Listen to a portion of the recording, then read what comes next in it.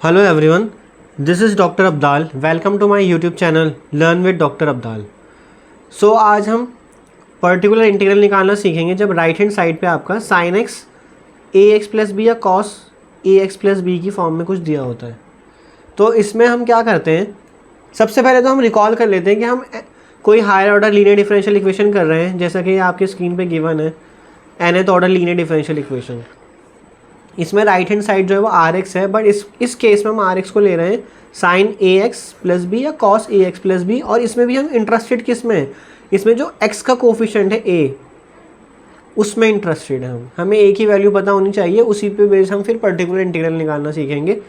तो हम अपनी इक्वेशन 1 को इसमें कन्वर्ट कर सकते हैं d t to power n a n minus one d n minus one. हमें पता है डी क्या होता है, d is a derivative with respect to the independent variable, d2 d x two and so on, जितनी power उतनी time derivative.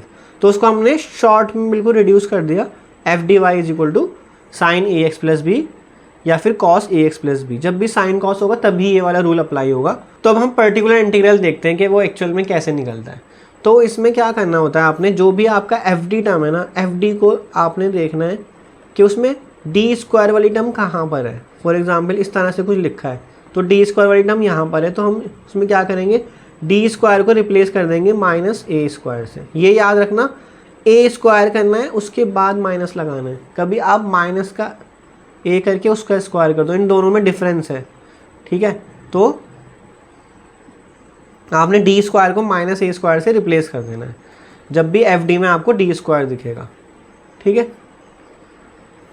तो इसमें मैं लिख देता हूँ यहाँ पे डी स्क्वायर को आपको रिप्लेस करना है विद माइनस ए स्क्वायर। अब जब आपने पर्टिकुलर इंटीग्रल निकाला तो ये आ गया F of minus A square. यहाँ पे F of minus A square का मतलब आप समझ जाना कि डी स्क्वायर को हम माइनस ए स्क्वायर से रिप्लेस कर रहे हैं। और वही आपने साइन में एक्स का कोफिशिएंट देखना है और कॉस में भी एक्स का कोफिशिएंट देखना है। अब नेक्स्ट क्या है, ऐसा भी तो हो सकता है कि आपका डिनोमिनेटर जीरो आ जाए, मतलब F of minus A square zero आ जाए। तो उस केस में मतलब हमें यहाँ पे देखना पड़ेगा F of minus A square is non zero. तो यहाँ से आपका फॉर्मूला बनना कंस्ट्रक्ट हो जाएगा, ठीक है। तो देखते हैं, अगर F of minus A square zero हो गया तो फिर आपको दोबारा से उसका डेरिवेटिव करना पड़ेगा, एफ डैश, फिर उसमें माइनस ए स्क्वायर डालोगे और जो एक्स का कोफिशिएंट है और कॉस का कोफिशिएंट है वहाँ पे वो अप्लाई होगा। ये तो सेम चलता ही रहेगा। तो यहाँ पे हमने क्या मान के चला है कि F of minus A square तो ज़ीरो है and F dash minus A square जो है वो नॉन ज़ीरो है, तो तभी तो सोल्यूशन आपका एग्जिस्ट करेगा। एंड सो ऑन, आप इस तरह से करते चले जाओगे। फिर सेकंड डेरिवेटिव, और आपने एक चीज़ और नोट करनी है यहाँ पे, जितने डेरिवेटिव करोगे उसमें आप एक्स से मल्टीप्लाई भी करोगे। अगर आप 2 डेरिवेटिव करोगे तो एक्स स्क्वायर से करोगे, 3 डेरिवेटिव्स करने पे आपका सोल्यूशन निकल रहा है तो आप एक्स क्यूब से मल्टीप्लाई करोगे। फॉर एग्जांपल एक स्टेप और कर लेते हैं, x square divide by F double dash, मतलब कि इस वाले केस में ये हुआ होगा कि F dash minus A square भी ज़ीरो हो रहा होगा, तो आप इसलिए सेकेंड डेरिवेटिव तक गए। तो sign a x plus B cos A x plus B, तो इसका मतलब क्या हुआ, आपका एफ माइनस ए स्क्वायर भी ज़ीरो आ रहा होगा और F dash minus A square भी ज़ीरो ही आ रहा होगा, and F double dash minus A square जो है वो नॉन ज़ीरो आ रहा होगा। तो इस तरह आप करते चले जाओगे और आप आर एच डेरिवेटिव तक कर भी सकते हो। मतलब कि अगर आपका आर एच डेरिवेटिव पर सोल्यूशन आ रहा है, नीचे F R H derivative minus A square non zero आ रहा है, तो आप वहाँ तक भी कर सकते हो। वो आर डिपेंड करेगा आपको कहाँ तक डेरिवेटिव करना पड़ रहा है। तो इसलिए एक्स की पावर आर से भी आप मल्टीप्लाई कर दोगे उसको, जैसा कि हमने यहाँ पे करा है एक्स की पावर आर से, एंड सो ऑन। इस तरह से सोल्यूशन आपको वहीं रोकना है जाके जहाँ पे डिनोमिनेटर नॉन ज़ीरो आ रहा है। तो क्वेश्चंस में ज़्यादा बेटर समझ आएगा, बस आप इस चार्ट को थोड़ा याद रखना। इसमें ज़्यादा से ज़्यादा फर्स्ट स्टेप या सेकंड स्टेप तक ही क्वेश्चन ख़त्म हो जाता है, थर्ड स्टेप पे जाने की ज़रूरत नहीं पड़ेगी आपको। सो स्टार्ट करते हैं। सो फर्स्ट क्वेश्चन है, find the general solution of d square plus 4y is equal to sine x. इसका जनरल सोल्यूशन निकालना है। अब आप पर्टिकुलर इंटीग्रल निकालते हुए ये नहीं भूल सकते कि आपको कॉम्प्लीमेंट्री फंक्शन भी निकालना होता था। कॉम्प्लीमेंट्री फंक्शन के लिए रूट्स निकालने होते थे, तो सबसे पहले आप सोल्यूशन के लिए कॉम्प्लीमेंट्री फंक्शन निकालोगे। तो कैसे निकलता था रूट्स के लिए, तो डी को रिप्लेस कर देते थे हम एम से, तो m square plus 4 is equal to 0, तो this implies m is equal to plus minus 2 iota. तो आपका सोल्यूशन क्या बनता था यहाँ पे, complementary function y c x is equal to c one cos 2x plus c two sine 2x। तो ये बन गया आपका कॉम्प्लीमेंट्री फंक्शन। अब आप पी आई निकालोगे, तो पी आई के लिए 1 by F D square sine x, इसको वाई पी एक्स से डिनोट करते हैं। तो आपने अब नीचे टर्म लिख ली डी स्क्वायर प्लस 4। तो इस केस में ए क्या है, ऑब्वियसली एक्स का कोफिशिएंट, तो एक्स का कोफिशिएंट क्या है 1। तो अब आप क्या करोगे, डी स्क्वायर को रिप्लेस कर दोगे -1 स्क्वायर से, क्योंकि यहाँ ए की वैल्यू 1 है, तो ऑब्वियसली वो डी स्क्वायर रिप्लेस हो जाएगा -1 से। तो ये आ गया डिनोमिनेटर में -1 प्लस 4 विच इज 3, तो साइन एक्स। तो आपको आगे डेरिवेटिव करने की रिक्वायरमेंट ही नहीं हुई, तो ये आपका पर्टिकुलर इंटीग्रल आ गया which is why p x. तो आपका जो जनरल सोल्यूशन होता है वो क्या होता है, वो इन दोनों का सम होता है, c f plus p i. So that is c one cos 2x plus c two sine 2x plus 1/3 sine x. तो इसमें हमने क्या करा है, c f plus p i करा है, क्योंकि इसमें जनरल सोल्यूशन पूछा गया था। अगर आपसे किसी क्वेश्चन में सिर्फ और सिर्फ पर्टिकुलर इंटीग्रल पूछा जा रहा है तो आपने वही सॉल्व करना है, और अगर आपसे जनरल सोल्यूशन पूछा जा रहा है तो आप complementary function plus particular integral दोनों को सॉल्व करके ऐड करोगे। तो आप भूलना मत, मैं आगे जितने भी क्वेश्चन कराऊंगा वो पी आई निकालना ही सिखाऊंगा आपको, क्योंकि आपको कॉम्प्लीमेंट्री फंक्शन निकालने के लिए मैं ऑलरेडी वीडियो बना चुका हूँ, और आप वहाँ पे जाके मेरी प्लेलिस्ट पे जाके देख सकते हो, डिफरेंशियल इक्वेशन की प्लेलिस्ट पे जाके। सो नेक्स्ट क्वेश्चन करते हैं, find the particular integral of d square plus 4y is equal to cos 2x। तो यहाँ पे मैंने देखो आपको जैसे बताया पर्टिकुलर इंटीग्रल ही निकालना सिखा रहा हूँ मैं आपको। अगर आपसे जनरल सोल्यूशन पूछा जाएगा तो आप हमेशा याद रखना आपको कॉम्प्लीमेंट्री फंक्शन भी निकालना है और फिर पी आई निकालना है, तब जाके आपका जनरल सोल्यूशन बनेगा। तो हम पी आई निकालना सीख रहे हैं जस्ट। तो पी आई क्या होगा आपका 1 by D square plus 4 cos 2x, ये होगा।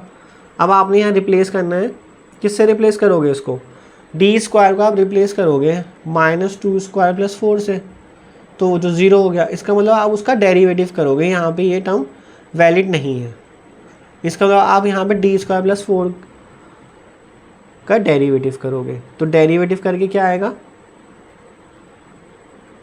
2d प्लस 0 विच n cos 2x, डी की रेस्पेक्ट में ही करा है, और डेरिवेटिव कर दिया तो आपको एक x से मल्टीप्लाई भी करना होगा। अब इसमें एक और जो चीज़ है जानने की, जो बहुत इंपॉर्टेंट चीज़ है, ये बन गया x/2 1/d cos 2x। तो आप ये जानते हो कि d का मतलब क्या है, d/dx, वो डेरिवेटिव है।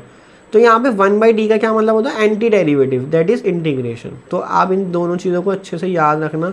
जब भी डिनोमिनेटर में सिर्फ सिंगल d आ रहा है, देखो 2 को तो हमने अलग कर दिया, तो 1/d बचा ना। अब 1/d का मतलब है इंटीग्रेशन करना है cos 2x का।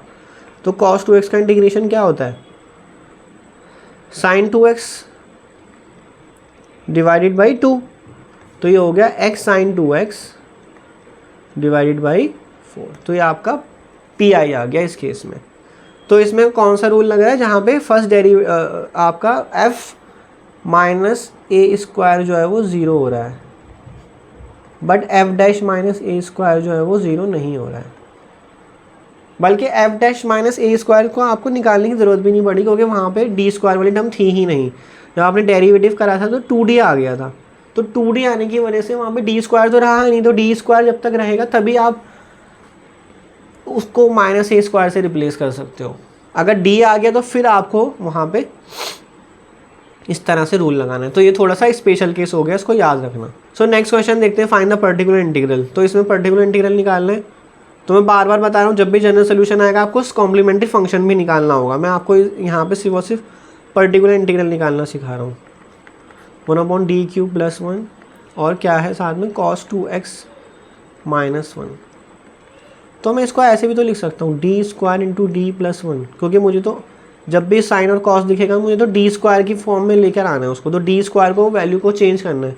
तो डी स्क्वायर को किससे रिप्लेस करोगे, माइनस टू स्क्वायर से, क्योंकि यहाँ पे ए की वैल्यू क्या है, टू है ना, ए की वैल्यू टू है यहाँ पे। तो ये हो जाएगा minus four D plus one cos two X minus one. इसको अगर आप ऐसे लिखोगे तो और अच्छा लगेगा, one minus four D cos two X minus one. अब नीचे डी तो आ रहा है लेकिन आप इस तरह से इंटीग्रेशन नहीं कर सकते, तो क्योंकि वन बाई डी चाहिए आपको इंटीग्रेशन के लिए, तो इसलिए आप इसको रैशनलाइज कर लो। रैशनलाइज करने के लिए ये भी स्पेशल केस है, जो भी आज मैं क्वेश्चन आपको करा रहा हूँ सारे केस कवर करने की कोशिश कर रहा हूँ। पिछला वाला केस भी स्पेशल था थोड़ा सा, ये वाला भी स्पेशल, तो यहाँ पे हमने इसको रैशनलाइज कर लिया, cos two X minus one. ठीक है यहाँ तक। अब सबसे पहले तो नीचे देख लेते हैं इसमें डिनोमिनेटर में क्या बन रहा है। तो a माइनस बी और a प्लस बी क्या बनता है, A square minus B square cos two X minus one. तो डी स्क्वायर को आप फिर से रिप्लेस कर दोगे, क्या बनेगा, वन माइनस सिक्सटीन, और डी स्क्वायर, अब यहाँ पे a की वैल्यू टू है तो आप इसको माइनस फोर से रिप्लेस कर दोगे, माइनस ए स्क्वायर से तो रिप्लेस करते हैं ना, cos two X minus one. तो ये हो गया आपका प्लस 64 एंड वन बाई 65। अब ऊपर डिनोमिनेटर की टर्म को नोट करो थोड़ा, वन प्लस फोर डी को आप मल्टीप्लाई करोगे cos two X minus one से। तो जब आप मल्टीप्लाई करोगे इसको ये पूरे को, तो वन मल्टीप्लाई जब होगा तो सीधा सीधा cos two X minus one आ जाएगा। और जब प्लस फोर डी मल्टीप्लाई होगा, जब प्लस फोर डी को कॉस टू एक्स से मल्टीप्लाई करोगे तो फोर तो कांस्टेंट है, तो फोर तो इधर आ गया। अब डी का मतलब है डेरिवेटिव, तो आप cos two X minus one का डेरिवेटिव करोगे, तो कॉस का डेरिवेटिव क्या हो जाएगा, minus sign to X minus one, और फिर अगेन टू एक्स का डेरिवेटिव टू, तो ये आ गया one by 65 cos two X minus one and minus 8 sign to X minus one. तो ये आपका पी आई आ गया, which is why p x. I hope आपको ये क्लियर हो गया होगा। सबसे पहले तो डी क्यूब था, डी क्यूब को मैंने ब्रेक करा डी स्क्वायर इंटू डी में, फिर डिनोमिनेटर में क्या आ गया, सिर्फ डी की टर्म आ रही है। अब वहाँ पे आप उसको डी स्क्वायर को रिप्लेस करके माइनस ए स्क्वायर नहीं कर सकते, क्योंकि डी सिंगल डी आ रहा है, डी की पावर वन आ रही है, तो मैंने रैशनलाइज कर दिया। रैशनलाइज करने की वजह से मुझे फिर से नीचे डिनोमिनेटर में डी मिला, देखो यहाँ पे, तो मैंने फिर से डी स्क्वायर को माइनस ए स्क्वायर से रिप्लेस करा, और रिप्लेस करने के बाद नीचे पूरा कांस्टेंट आ गया, तो कांस्टेंट हट गया। उसके बाद जो ऊपर वाली टर्म थी न्यूमरेटर वाली को मल्टीप्लाई कर दिया, तो मल्टीप्लाई में कांस्टेंट सीधा सीधा मल्टीप्लाई हो गया, और डी था वो उसने डेरिवेटिव कर दिया, तो आपका पी आ गया, पी आई आ गया। सो नेक्स्ट क्वेश्चन देखते हैं, d minus two whole square y is equal to 8 exponential 2x plus sine 2x। तो इसमें दोनों चीज़ें आ गई हैं, एक्सपोनेंशियल भी आ गया और साइन कोसाइन वाली चीज़ें भी आ गई, तो दोनों को एक साथ ही करना पड़ेगा इसको। अब तो इसको करते हैं, तो y p x is equal to, तो डी माइनस टू का होल स्क्वायर को ओपन कर लो, क्या बन जाएगा, d square minus four d and plus four exponential 8 exponential 2x। और सेम यही चीज़ आपने इसके साथ भी करनी है, क्योंकि दो टर्म है आपकी राइट हैंड साइड पे, 8 साइन 2x। तो एक्सपोनेंशियल का अगर आपको याद हो तरीका कैसे करते थे, वहाँ पे जो a होता था वो सीधा सीधा डी में पुट कर देते थे और देखते थे वो जीरो तो नहीं आ रहा, अगर जीरो आता तो फिर डेरिवेटिव करते थे। तो यहाँ पे सीधा सीधा डी को रिप्लेस करना होता था, तो डी को a से रिप्लेस कर दो, a की वैल्यू 2 है तो 2 स्क्वायर यानी कि 4 माइनस 4 इंटू 2 प्लस 4, और 8 एक्सपोनेंशियल 2x यहाँ आ गया। अब साइन वाली टर्म आ गई, तो इसका मतलब है मैं साइन में डी स्क्वायर को माइनस ए स्क्वायर से रिप्लेस करूँगा, और यहाँ पे a की वैल्यू क्या है, a की वैल्यू यहाँ पे है 2।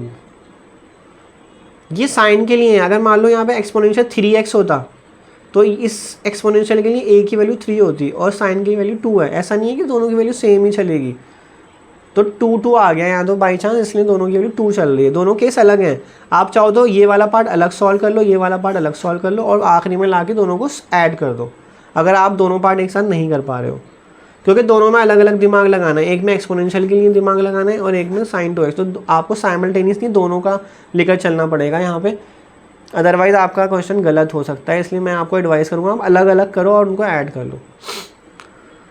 तो d² को -a² से रिप्लेस कर रहा हूँ मैं यहाँ पे, -4d + 4 8 sin 2x।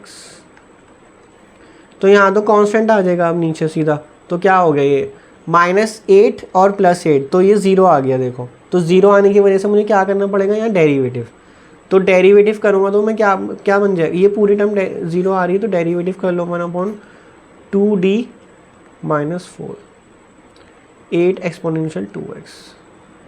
तो ये और x से भी मल्टीप्लाई करोगे यहाँ पे, ठीक है। देन यहाँ पे देखते हैं क्या आ रहा है, तो 4 से 4 कैंसिल, तो ये आ गया -1/4 × 1/d 8 sin 2x, ये आ रहा है। तो इसका मतलब हमें इंटीग्रेशन करना है। अगर मैं यहाँ पे फिर से 2 डालूंगा तो ये क्या हो जाएगा, इसका 2 डालने पे ये फिर से 0 हो जाएगा, तो इसका मतलब मुझे इसका डेरिवेटिव करना है। डेरिवेटिव करूँगा तो x² आ जाएगा, डेरिवेटिव करा तो नीचे 2 आ गया और 8 × एक्सपोनेंशियल 2x आ गया, और यहाँ पे -1/4 × 8 sin 2x का इंटीग्रेशन क्या हो जाएगा -cos 2x and divided by 2। जब भी माइनस आए हमेशा ब्रैकेट का यूज़ करो, कभी गलती नहीं होगी। तो ये हो गया 4x² exponential 2x and 4 and 2 8, ये कैंसिल हो गया, तो बचा आपका माइनस माइनस प्लस हो गया cos 2x। तो ये आपका पर्टिकुलर सोल्यूशन आ गया इस केस में। आई होप ये समझ आ गया होगा थोड़ा, इसमें सब कुछ सारे केसेस बन गए और एक्सपोनेंशियल और साइन भी आ गया इसमें। तो ये हमारा पर्टिकुलर सोल्यूशन है। और मैं आपको बार बार बता रहा हूँ, अगर पर्टिकुलर सोल्यूशन ना पूछ के जनरल सोल्यूशन पूछा जाएगा तो आपने उस केस में CF और PI दोनों निकालने होंगे, या फिर जस्ट सोल्यूशन भी लिखा आ गया तो उस केस में भी आपको CF और PI दोनों निकालने होंगे। सो नेक्स्ट क्वेश्चन करते हैं। नेक्स्ट क्वेश्चन में क्या दिया हुआ है आपको, sin 2x दे रखा है राइट हैंड साइड पे, तो आपका PI क्या बन जाएगा 1/d² - d - 2 and sin 2x। तो d² को आप रिप्लेस कर दोगे -a² से, तो -4 आ गया क्योंकि यहाँ पे a की वैल्यू 2 है, -d एंड -2 sin 2x। तो ये बन गया आपका -8 एंड -6 एंड -d, तो माइनस कॉमन ले लो तो क्या बन जाएगा 6 - d। अब यहाँ ना तो आप d² को रिप्लेस कर सकते हो क्योंकि d² नहीं है, ना ही आप इंटीग्रेशन कर सकते हो डायरेक्टली क्योंकि डिनोमिनेटर में आपको 6 - d आ रहा है, सिंगल d नहीं आ रहा। या अगर 1/6d भी आता तो मैं उसको इस तरह से लिख लेता 1/6 1/d × sin 2x, तो मैं डायरेक्टली फिर इंटीग्रेशन कर लेता। लेकिन यहाँ पे आ गया नीचे में एडिशन और सब्ट्रैक्शन में 6 - d, तो मुझे रैशनलाइज करना पड़ेगा। तो रैशनलाइज करते हैं तो क्या आ जाएगा 6 + d 6 - d एंड 6 + d। तो डिनोमिनेटर और न्यूमरेटर को 6 + d से मल्टीप्लाई एंड डिवाइड कर दिया, तो क्या आ जाएगा ये आपका 6 + d, अभी एज इट इज़ रखते हैं, तो ये 36 - d² sin 2x। तो d² को फिर से रिप्लेस करना पड़ेगा आपको। किससे रिप्लेस करोगे -4 से, क्योंकि यहाँ a की वैल्यू 2 है, तो d² को मैंने -4 से रिप्लेस कर दिया। I hope this is clear. sin 2x, ठीक है ना, ये d² था आपका इधर, तो क्या बन गया नीचे 1/40। ठीक है, अब माइनस ये पूरी एक टर्म है, इस पूरी टर्म को sin 2x से मल्टीप्लाई करना है, तो -6 जब मल्टीप्लाई होगा तो -6 sin 2x, एंड उसके बाद -d जब मल्टीप्लाई होगा तो उसका डेरिवेटिव करना है sin 2x का, तो वो क्या होगा cos 2x, और 2x का डेरिवेटिव फिर से करोगे तो वो आ जाएगा 2। तो यही आपका आंसर है अगर कुछ टर्म कैंसिल हो रही है तो आप कैंसिल भी करके लिख सकते हो। 2 अगर कॉमन लोगे तो ये 1/20 आ जाएगा, और माइनस भी कॉमन ले लो तो 3 sin 2x plus cos 2x। तो ये आपका पी आई आ गया which is YP x। So next question देखते हैं। पी आई फाइंड करना है हमें। एफ डी क्या है आपका, डी स्क्वायर माइनस 4, और यहाँ पे राइट हैंड साइड पे अगर आप देखो तो ये कॉस स्क्वायर एक्स है, तो ये कॉस स्क्वायर एक्स जो है वो कॉस एक्स साइन एक्स की कैटेगरी में नहीं आएगा, तो उसको आपको रिड्यूस करना पड़ेगा। तो इसका फॉर्मूला क्या होता है, 1 प्लस कॉस 2x बाई 2। तो हम ये फॉर्मूला इसमें यूज़ करेंगे। सो कॉस स्क्वायर एक्स का फॉर्मूला यूज़ करने जा रहे हैं हम राइट हैंड साइड को कॉस और साइन की फॉर्म में बनाने के लिए। तो आपका ये पी आई बन गया 1/d square minus 4 and 1 plus cos 2x by 2। अब इसको आप ब्रेक कर लो, 1/d स्क्वायर माइनस 4। अब 1 को क्या लिख सकते हो आप, एक्सपोनेंशियल 0x लिख सकते हो ना इसको आप, तो आपने उसको एक्सपोनेंशियल फॉर्म में कन्वर्ट कर लिया। Next d square minus 4 cos 2x by 2, तो बाई 2 इधर कर दो, है ना, क्योंकि कांस्टेंट का कोई रोल नहीं है। तो अब क्या करेंगे हम, क्योंकि यहाँ पे a की वैल्यू 0 है तो यहाँ पे d में a की वैल्यू हम पुट कर देंगे, क्योंकि एक्सपोनेंशियल में तो ऐसे ही करते हैं ना। तो ये 0 हो गया तो -4, तो वापस से एक्सपोनेंशियल 0x को 1 कर दो 1/2, तो हमारा ये सॉल्व हो गया वाला पार्ट। अब ये वाला पार्ट सॉल्व करते हैं, तो डी स्क्वायर को रिप्लेस करोगे -a स्क्वायर से, तो 2 वैल्यू है a की, यहाँ पे a की वैल्यू 2 है, तो डी स्क्वायर को जब रिप्लेस करोगे तो क्या हो जाएगा वो, -4 एंड -4। तो ये बन गया आपका -1/8, और ये -8 और इंटू 2 तो -16 cos 2x। तो ये आपका आंसर आ गया इसमें, -1/8 -1/16 cos 2x। I hope this is clear, which is your particular integral. So next question देखते हैं। sin 2x right hand side है और आपका एफ डी दे रखा है d³ plus d square plus d plus 1। तो YPX is equal to 1/d³ plus d square plus d plus 1 sin 2x। तो इसमें d³ को आप ब्रेक कर सकते हो d स्क्वायर इंटू डी में, क्योंकि आपको d स्क्वायर को रिप्लेस करना है जब भी साइन को साइन होगा। तो a की वैल्यू क्या है यहाँ पे 2, तो 2 से d स्क्वायर को -2 स्क्वायर से रिप्लेस कर दो, तो -4 इंटू डी, -4 प्लस 1, ठीक है ना, d स्क्वायर को रिप्लेस करा है -4 से, and sin 2x which is your right hand side RX। अब इसको सॉल्व कर लो, क्या बन जाएगा ये, -3 एंड -3d sin 2x। तो 1 ये कॉमन ले लो आप, तो बन जाएगा 1 प्लस डी। अब 1 प्लस डी में आप जो है ना इंटीग्रेशन नहीं कर सकते, तो रैशनलाइज करना पड़ेगा आपको इसको।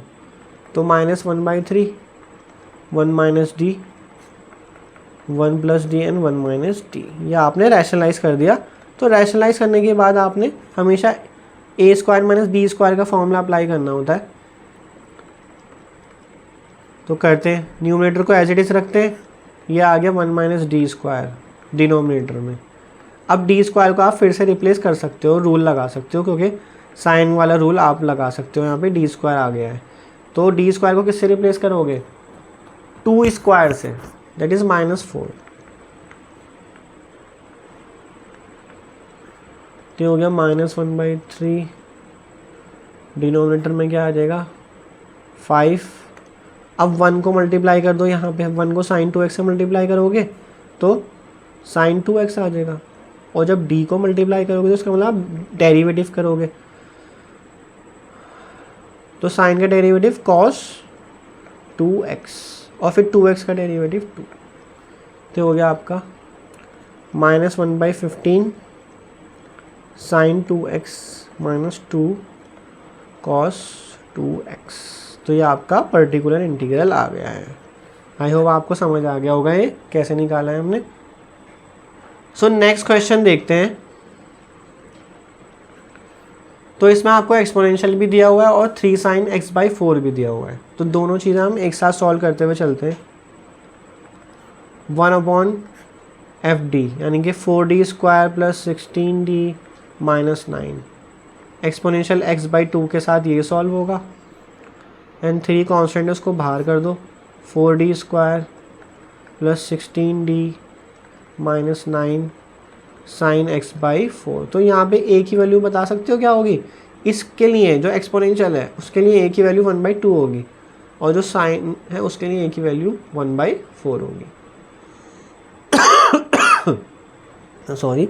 तो करते हैं, a की वैल्यू डाल देते हैं यहाँ पे सीधा। a की वैल्यू इसमें डल जाएगी, एक्सपोनेंशियल का केस सॉल्व कर रहे हैं। तो क्या होगी वो? 4 × 1/2 का स्क्वायर + 16 × 1/2 - 9। तो ये हो गया एक्सपोनेंशियल x/2। 1/4 4 कैंसिल 1 8 - 9। तो ये आ गया आपका 0। तो आप करोगे डेरिवेटिव, किसका डेरिवेटिव? इस वाली टर्म का, और आप कर दोगे x से मल्टीप्लाई। तो x × एक्सपोनेंशियल x/2 और इस टर्म का डेरिवेटिव करना है आपको। तो क्या आ जाएगा डेरिवेटिव? 8d + 16।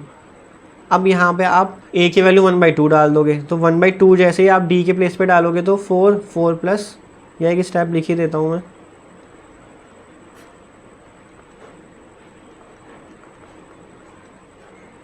तो फाइनली क्या आंसर आएगा इसमें आपका? 20x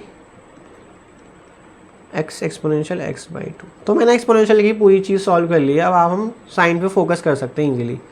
तो करते हैं स्टार्ट साइन के लिए। अब हमने a को 1/4 रख के चलना है यहाँ पे, और d² को किससे रिप्लेस करना है? d² को रिप्लेस करना है -a² से, यानी कि d² को रिप्लेस करना है -1/16 से। तो 4 × -1/16 + 16d - 9। तो sin x/4 as it is. तो +3 1/, तो क्या बन जाएगा ये? सॉल्व कर लेते हैं इसको राइट हैंड साइड में। तो -1/4 एंड -9 ये दो आपका कांस्टेंट हो गया, और +16d आपका ऐसे ही चलता रहेगा। तो अगर आप इसमें एलसीएम लोगे तो क्या हो जाएगा? -1 एंड -36 + 16d, तो -37/4 + 16d। ठीक है, तो इसको मैं ऐसे लिख रहा हूँ 16d - 37/4। तो अभी हम साइन वाला कोई सा रूल अप्लाई नहीं कर सकते, हमें रैशनलाइज करना पड़ेगा, ना हम इंटीग्रेशन कर सकते हैं। तो रैशनलाइज करते हैं 16d + 37/4। थोड़ा सा टर्म इसमें डिफ़िकल्ट आ रही है, बट ईजिली हो जाएगा, कोई दिक्कत नहीं है। तो रैशनलाइज करोगे तो 16d + 37/4 से यहाँ पे ऊपर नीचे डिवाइड कर दोगे आप, ऊपर मल्टीप्लाई नीचे डिवाइड। तो sin x/2। अब +3। अब ऊपर वाले को तो हम लास्ट में ही सॉल्व करते हैं, इसको तो आप ऐसे ही रहने दो। नीचे क्या आ जाएगा? a² - b² का फॉर्मूला। तो 16² × d² - 37/4 का whole square into sin x/2। So हम नेक्स्ट क्या करते हैं? d² को रिप्लेस करेंगे -1/16 से। तो राइट हैंड साइड पे इसको कर लेते हैं, या इधर एक टर्म और लिख देता हूँ मैं, 16d + 37/4। तो 16² × d² को रिप्लेस करा -1/16 से, और -37/4 का होल स्क्वायर तो एज इट इज़ चल रहा है, और sin x/4। तो इसको सॉल्व करेंगे अगर डिनोमिनेटर को, तो क्या आएगा?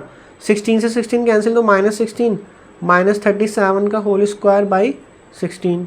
इसको एलसीएम लेके सॉल्व कर लो, तो -256 एंड -37 का होल स्क्वायर। तो 37 का होल स्क्वायर आपका होता है 1369। अब 1369 में आप, क्योंकि ये दोनों माइनस के तो इसको ऐड कर दो 256 के साथ, तो ये बन जाएगा आपका 1625। तो 1625/16 और ये डिनोमिनेटर में आएगा, तो ये रेसिप्रोकल हो जाएगा इसका भी। देखो मैं लिख देता हूँ -1625/16। अब बाई 16 जब आप करोगे तो 16 ऊपर चला जाएगा ना, तो इसलिए 16 को यहाँ लिख देते हैं 16। और यहाँ पे आ गया आपका sin x/4।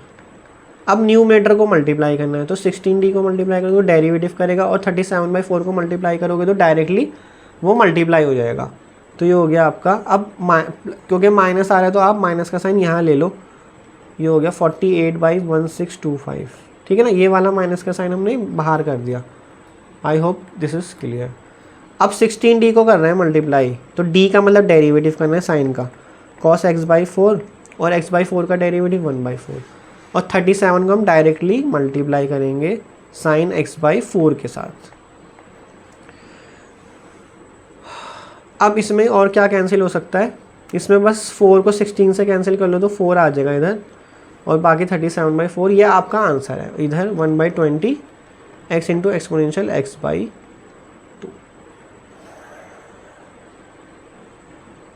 आई होप ये क्वेश्चन आपको अच्छे से समझ आ गया होगा। थोड़ा सा लेवल अप क्वेश्चन है, लेकिन इस तरह के क्वेश्चन करने भी ज़रूरी होते हैं ताकि आपकी सारी जो भी सीखी हुई चीज़ें हैं, जितने भी कॉन्सेप्ट्स हैं, वो एक क्वेश्चन में अप्लाई हो जाए और आपको पता लग जाए कि आपको कितना समझ आया है। तो कैलकुलेशन मिस्टेक होने के चांसेस रहते हैं ऐसे में ही, और ऐसे में ही चीज़ें भूल जाता है स्टूडेंट। तो आपको अच्छे से प्रैक्टिस करनी है इस क्वेश्चन की। सो ये लास्ट क्वेश्चन है, ये क्वेश्चन आपको खुद से करना है। This is your homework, and comment section में आप बताना आपने करा कि नहीं करा और इसका आंसर सही आ रहा है कि नहीं आ रहा। तो इसमें मैं जनरल सोल्यूशन पूछ रहा हूँ आपसे, तो जनरल सोल्यूशन के लिए आपको कॉम्प्लीमेंट्री फंक्शन निकालना पड़ेगा, जो कि ये आएगा। रूट्स इसके रियल एम भी आएंगे और कॉम्प्लेक्स भी आएंगे, और फिर ये आपका पी आई आ जाएगा। तो आप पी आई इसको निकाल के देखना कि आ रहा है कि नहीं आ रहा, रूल्स लगाना। एक्सपोनेंशियल का रूल अलग लगेगा, कॉस का रूल अलग लगेगा। यहाँ पे ए की वैल्यू भी 1 है, और इस वाले ए की वैल्यू कॉस के लिए भी 1 है। तो आज के लिए इतना ही। आई होप आपको साइन कोसाइन वाला रूल समझ आ गया होगा अच्छे से। तो प्रैक्टिस करते रहिए। फिर मिलूंगा मैं आपसे नेक्स्ट वीडियो में। Thank you so much.